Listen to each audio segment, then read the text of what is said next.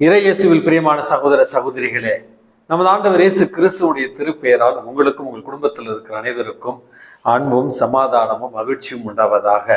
அன்பின் மிக்கவர்களே, ஜூன் மாதம் 23 தாயாம் திரு அவை புனித ஜோசப் கஃபாசோ என்கிற புனிதருடைய நினைவு நாளைத்தான் கொண்டாடுகிறது.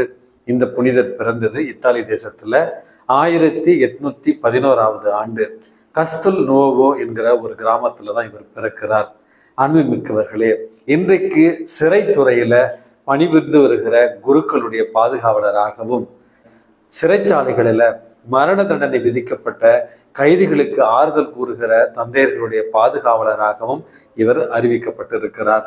இந்த புனித ஜோசப் கஃபாசோ என்பவர் தான் எங்களுடைய சபை நிறுவனராகிய புனித ஜான் போஸ்கோவுடைய ஆன்ம குருவாக இருந்தவர்.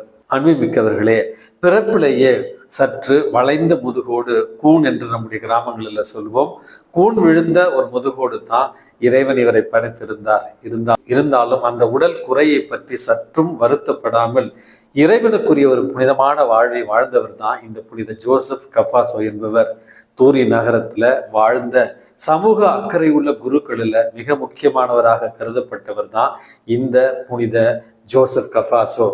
புனித தொன்போஸ்கோ ஏழை இளைஞர்களுக்காக பணி செய்வதற்காக ஒரு ஊந்துதல் ஏற்படுவதற்கு காரணராக அமைந்தவரும் இந்த புனித ஜோசப் கஃபாசோ என்று சொல்லலாம்.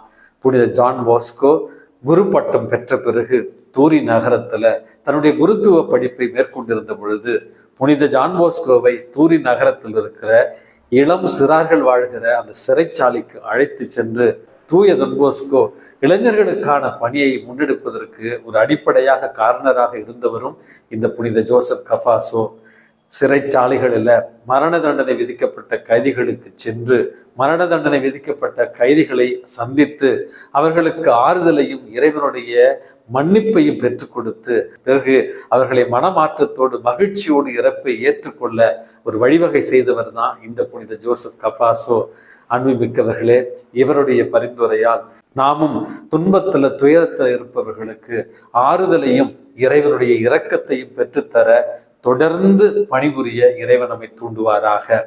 அன்புமிக்கவர்களே, இன்றைக்கு நமக்கு கொடுக்கப்பட்டிருக்கிற நற்செய்தி வாசகத்துல நமது ஆண்டவர் இயேசு கிறிஸ்து நம்மை பார்த்து, தீர்ப்பிடாதீர்கள், நீங்கள் எந்த அளவையால் அளக்கிறீர்களோ அதே அளவையால் உங்களுக்கும் அளக்கப்படும் என்கிற முதல் ஒரு செய்தியையும், முதலில் உங்களிடம் இருக்கிற குறையை நீங்கள் நிவர்த்தி செய்து கொண்டு பிறகு மற்றவர்களுடைய குறையை சுட்டி காண்பிக்கலாம் அப்படிங்கிற அந்த ஒரு கருத்தையும் இன்றைக்கு நமக்கு சொல்லித் தருகிறார்.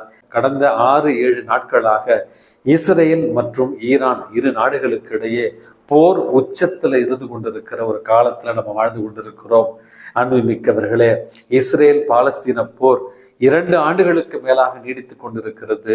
ஆயிரக்கணக்கான லட்சக்கணக்கான பெண்களும் குழந்தைகளும் இந்த போரில் கொலை செய்யப்பட்டிருக்கிறார்கள்.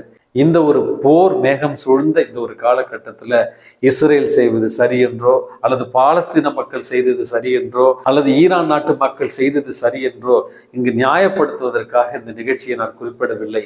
அன்புமிக்கவர்களே, எந்த ஒரு காலத்திலும் போர் வன்முறை என்பது மக்களுக்கு விரோதமானது.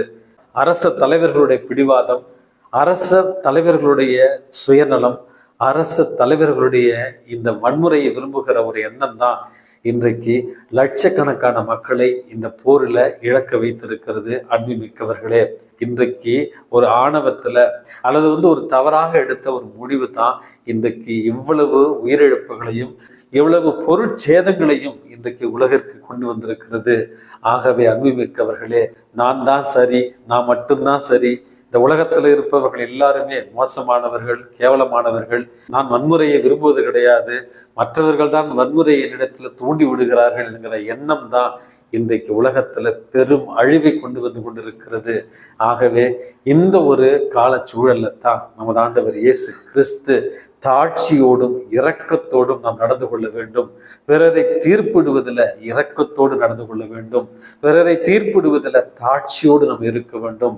மற்றவர்களுக்கு பணிபுரிந்து வாழ வேண்டும், இரக்கத்தோடு இருக்க வேண்டும் என்கிற இந்த ஒரு செய்தியை புரிந்து கொண்டவர்களாய் நம்முடைய எண்ணங்களில் தாட்சி என்கிற ஒரு புண்ணியத்தையும் இரக்கம் என்கிற ஒரு புண்ணியத்தையும் இறைவன் நிறைவாக பொழிய வேண்டும் என்று இன்றைக்கு ஒருவருக்காக மன்றாடி செபிப்போம். எல்லாம் வல்ல இறைவன் தந்தை, மகன், தூய ஆவி உங்களையும் உங்கள் குடும்பத்தில் இருக்கிற அனைவரையும் நிறைவாக ஆசீர்வதித்து பாதுகாத்து வழி நடத்துவாராக.